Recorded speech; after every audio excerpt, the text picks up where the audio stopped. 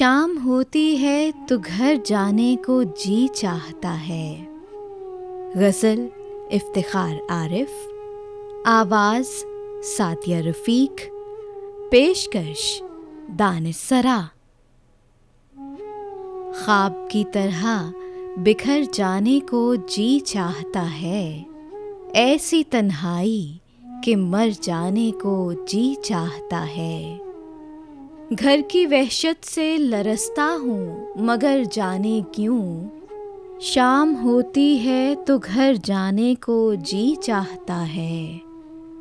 डूब जाऊं तो कोई मौज निशां तक न बताए, ऐसी नदी में उतर जाने को जी चाहता है।